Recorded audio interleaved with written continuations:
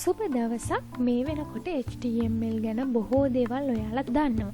අද දවසේදී මම සූදානම් වෙනවා ප්‍රශ්නයන්ට පිළිතුරු සපයන්න. එහෙම නැත්නම් ඔන්ලයින් ඇප්ලිකේෂන් ෆෝම් එකකට අදාළව අපි ටෙක්ස්ට් බොක්ස් හදාගන්නේ කොහොමද කියලා පැහැදිලි කරන්න.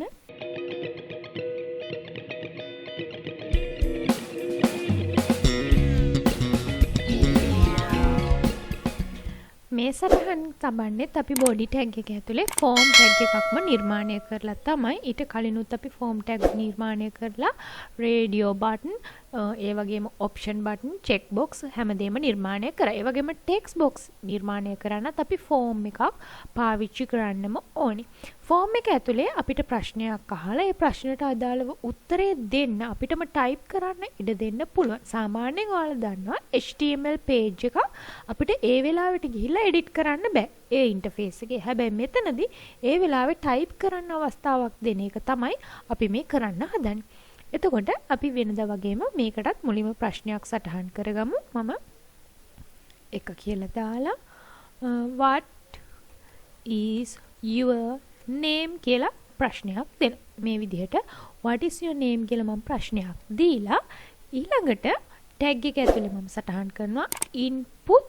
අපි මේ අවස්ථාවේදී ඇතුළත් කරන්න ඕනේ input type එක සමානයි මෙතන අපි දෙන්නේ text box විදිහට, text විදිහට input type එක දෙනවා.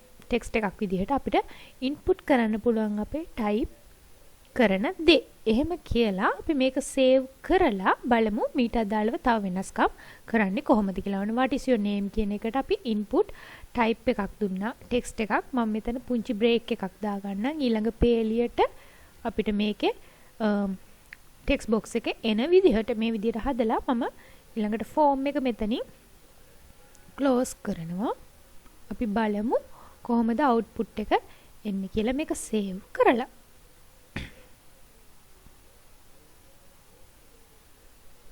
මේ බලන්න what is your name කියලා මෙන්න කොටුවක් ඇවිල්ලා තිනවා. අපිට පුළුවන් මෙතන අකුරු type කරන්න. ඒ විදිහට අපිට ඔන්න text box එකක් සරලවම හදාගන්න පුළුවන්කම තියෙනවා. අපි බලමු මේකේ පුංචි පුංචි වෙනස්කම් ටිකක් කරලා තවත් නිර්මාණශීලීව අපේ text box එක හදාගන්න. මේ කොපියක් අරගෙන මම තව ප්‍රශ්නයක් සටහන් කරන්නම්. මේ විදිහට මේකේ මම ප්‍රශ්න දෙක හැටියට what is your living place කියලා මම දානවා. what is your living place කියලා. ඒකත් අපිට මෙතනින් br එකක් දාන්න ඕනේ. මොකද ඊළඟ ප්‍රශ්නේ හින්දා text box එකෙන් පස්සේ br එකක් දාලා දෙවෙනි ප්‍රශ්නෙත් මේ විදිහටම අපි සටහන් කරනවා. මේක මාරු කරලා මේකේ පුංචි වෙනසකට මම tag එක ඇතුලේ සටහන් කරනවා placeholder PLACEHOLDER එක තමයි ටයිප් කරන්නේ. සමානයි උඩුකොම ඇතුලේ මම සටහන් කරනවා address කියලා. මේකෙන් අදහස් කරන්නේ අපි place holder කියලා කියන්නේ අර හිස් කොටුවක් තිබුණා ඉස්සෙල්ලා ඔබට මතක ඇති. ඒ හිස් කොටුවේ මොනවාද සටහන් වෙන්න ඕනි කියලා පොඩ්ඩක් දල වශයෙන් අපිට සටහන් කරලා තියන්න පුළුවන්. මම මේකේ output එක පෙන්නුවාම ගොඩක් ඔයාලට පැහැදිලි වෙයි. අපි මේ විදිහට තියලා save කරලා බලමු මොකද්ද වෙන්නේ කියලා. මම save කරලා දැන් refresh කරනවා. මේ බලන්න ඔන්න මෙතන නිකන් හිස් කොටුව තිබුණේ. හැබැයි මෙතන තියෙනවා what is your living place කියන තැන address කියලා type කළා. ඊට පස්සේ මෙතන අපි type කරනකොට ඒක මැකිලා යනවා. ඒ කියන්නේ මෙතන අපි බලාපොරොත්තු වෙන්නේ මොනවාද ඔයා type කරන දේ කියලා තමයි මේ. මෙතන මේ ප්‍රශ්نين අහන්නේ මෙන්න මේ ඔයාගේ address එක ගැන කියලා අපිට දල සටහනක් එතන සටහන් කරන්න පුළුවන්. දැන් what is your name කියන එක මෙතන ලියන්න පුළුවන් අපිට enter your name කියලා. මෙතන ඔයාගේ නම type කරන්න කියලා සටහනක් දෙන්න පුළුවන්. ඒ වගේම මේ අතර පරතරය අර break එක දැම්මහම පොඩි ප්‍රශ්නයක් තියෙනවා නම් මේකට අපිට පුළුවන් p දාන්න. මේ විදිහට p paragraph කියන එක අදහස් කරන්නේ ඒක හේතුව මෙතන paragraph එකේදී break එකට වඩා වැඩි ඉඩ ප්‍රමාණයක්, වැඩි පරතරයක් ලැබෙනවා. ඒකින් හින්දා අපිට පුළුවන් ඕන p සටහන් කරගන්න. මේකත් සේව් කරලා පොඩ්ඩක් රිෆ්‍රෙෂ් කරලා ඔයාලට පෙන්නන්න. මෙන්න ඔබට දැන් පැහැදිලිව ඈත් වෙලා මේ සටහන් කරපු දේවල් පේනවා. අපි තව පුංචි වෙනස්කමක් කරමු.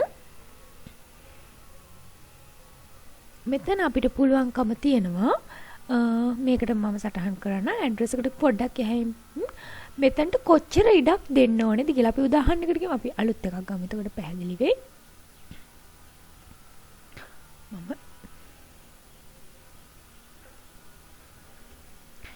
අලුත් ප්‍රශ්නයක් හැටියට මම මෙතන සටහන් කරන්නම් 3 කියලා. මම මෙතනට what is your telephone number මේ විදිහට මම සටහන් කරා. එතකොට අපිට මෙතන place holder එකේ ඕන TEL එන්නෝ කියලා සටහන් කරන්න පුළුවන්. ඊළඟට පුඩ්ඩක් ඉඩ තියලා මට මෙතන දාන්න පුළුවන් max length කියලා MAX LENGTH max length කියලා. ඒ කියන්නේ උඩරිම මේකට දාන්න පුළුවන් සීමාව අපිට දෙන්න පුළුවන්. max length එක ටෙලිෆෝන් නම්බර් එක උඩරිම 10යි තියෙන්නේ. මේ විදිහට 10 ටයිප් කරලා මම සේව් කරලා අපි බලමු කොහොමද අවුට්පුට් එක එන්නේ කියලා. අලුතෙන් ආව what is your telephone number කියලා මම මෙතන ඕනනම් ඉලක්කම් ටිකක් ටයිප් කරනවා.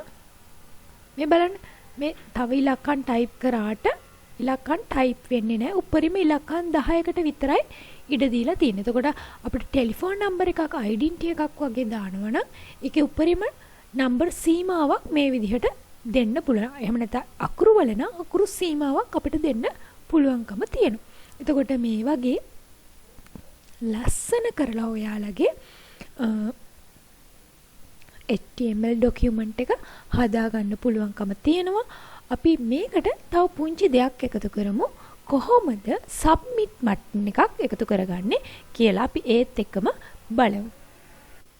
ඒකට පුංචි දෙයක් කරන්න තියෙන්නේ මම මේ විදිහට enter කරලා bracket එක open කරලා මෙතන input type සමානයි text කියලා සඳහන් කරේ. මම මෙතන සටහන් කරනවා input type සමානයි submit කියලා SUBMIT submit කියලා උඩු කොමාවල සටහන් කරනවා. ඒ වගේම පුංචි ඉඩක් තියලා ආයෙම type කරනවා. එතන ඒ button එකේ සටහන් වෙන්න ඕන වචනේ. ඒකට අපි කියනවා value කියලා VALUE value සමානයි උඩු කොම ඇතුලේ submit කියලා සටහන් කරනවා. ඒ කියන්නේ button එකේ submit කියලා සටහන් වෙලා තියෙන්න ඕනේ කියලා. අපි බලමු මෙතන සකස් කරපු දේ අවසානයේ සේව් කරලා අවුට්පුට් එක කොහොමද එන්නේ කියලා. මේ විදිහට ඔන්න මම රිෆ්‍රෙෂ් කරලා පෙන්නන්නම්. මෙන්න අපිට submit button එක තියෙනවා. submit කියලා වචනේ ටයිප් වෙලා තියෙනවා. අපි මේක ක්ලික් කරාම මේක ක්‍රියාත්මක වෙනවා. මම උදාහරණයක් එක පෙන්නන්න. ඔන්න මම මෙතන මොකක් හරි name එකට අපි දාමුකෝ මාලා කියලා. name එකට මාලා කියලා දානවා. address එකත් අපි candy කියලා දාමු. ඊළඟට ටෙලිෆෝන් නම්බර් එකත් අපි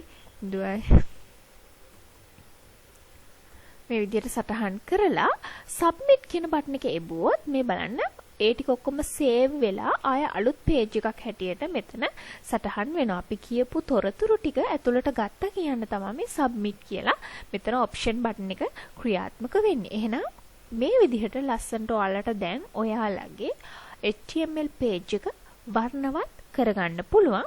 අපි ඊළඟ දවසේ ඊළඟ වීඩියෝ එකෙන් බලමු කොහොමද මේ හැමදේම එකතු කරලා හදාගන්න page HTML page 3-4ක් එකට එකතු කරලා එක page එකේ ක්‍රියාත්මක කරන විදිහට සකස් කරන්න කියලා. එහෙනම් ඒ බලාපොරොත්තු තියාගන්න. එතකන් ඔබට සුබ දවසක්.